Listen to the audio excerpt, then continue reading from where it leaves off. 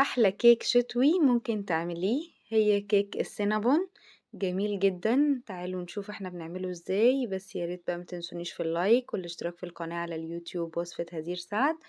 ويا ريت تعملي لي بقى تعليق حلو، ويا ريت تشجعيني عشان اكمل. بصوا الكيك حلو وهش وجميل وناعم قوي ازاي. تعالوا نشوف احنا بنعمله ازاي. معايا اول حاجة 3 بيضات بدرجة حرارة الغرفة. وعندي كمان هحط عليهم طبعا الفانيليا، برضو فانيليا يعني حوالي معلقة كبيرة. وكوباية من السكر ناعم الحبيبات ويكون لونه فاتح. وهضربهم ضرب يعني لغاية اما اوصل لون فاتح جدا، عشان خاطر يديني لون فاتح للكيك، ما يبقاش لونها غامق. تمام. بعد ما هضربهم كويس جدا هنزل بعد كده ب3/4 كوب زيت. اهم حاجة كل المكونات تبقى بدرجة حرارة الغرفة عشان تديكي نتيجة احسن. تمام، هضربهم مع بعض تاني وبعد كده ننزل باللبن. عندي كوباية وربع من اللبن، كوباية وربع. لازم بقى نكون مشغلين الفرن طبعا على درجة حرارة 180، هنحطها في رف اوسط. تمام. عندي بقى الدقيق، كوبايتين وتلت.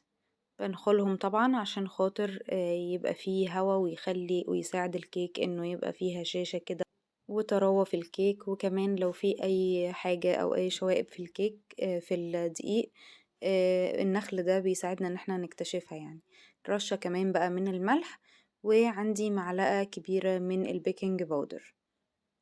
تمام كده، دي بقى مكوناتنا الجافة.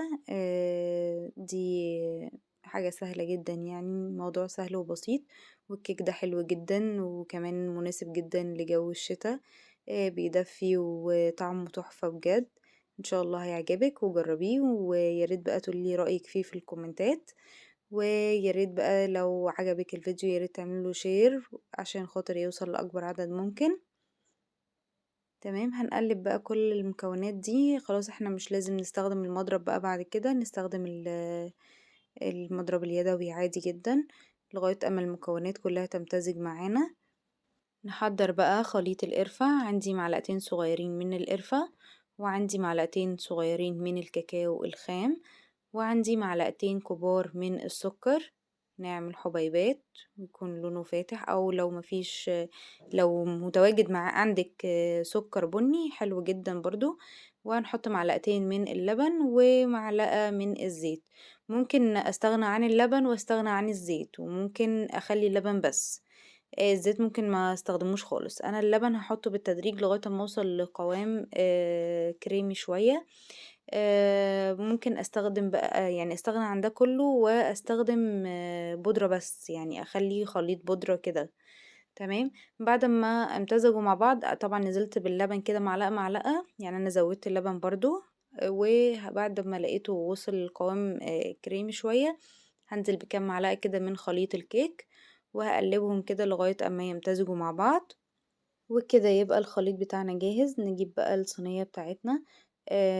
انا استخدمت الصينية المفتوحة من النص كده، بدرتها كويس، يعني دهنتها زيت وبدرتها بالدقيق، ولازم تكون متبدرة كويس جدا عشان ما تلزقش ويعني وتبقى سهلة معانا في انها تخرج. نزلت بقى بعد كده بنص كمية الخليط الكيك، وبعد كده هحط عليه الكمية بتاعة خليط القرفة والكاكاو زي ما انتم شايفين. ولو بودرة هتحطيهم كده برضو بنفس الطريقة، يعني ما فيش حاجة صعبة. وبعد كده هنزل بقى بالكمية التانية. بس بقى بحاول على قد ما اقدر ان انا يعني اداري الخليط الكاكاو والقرفة مع بعض كده عشان خاطر ايه، يعني يديني شكل مناسب. وبنزله كده بالراحة جدا، مفيش اي مشكلة ومفيش اي حاجة صعبة. سهل جدا وبسيطة وكيك جميل جدا. بس وبعد ما بخلص بقى طبعا زي ما قلنا بنكون فاتحين الفرن على درجة حرارة 180 رف اوسط، وبخرج منها الهواء كده بنفس الطريقة كده وبدخلها الفرن. بتاخد حوالي 35 دقيقة او 40 دقيقة على حسب الفرن بتاعك. وبختبرها كده بالسيخ الشيش طاووق بتطلع تمام. خلاص بسيبها تهدى شوية وبعد كده بخرجها من الصينية بكل سهولة. بجد كيك جميل جدا، جربيه وهيعجبك. ممكن تعمليه بقى صوص الجبنة بتاع السينابون.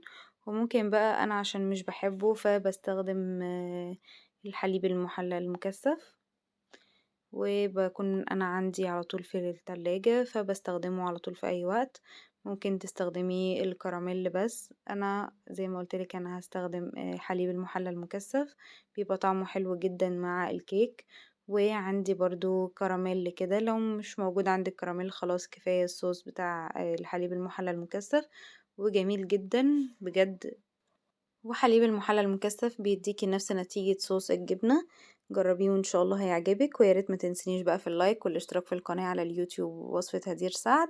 ويا ريت تعملي شير للفيديو على الفيسبوك عشان يوصل لأكبر عدد ممكن.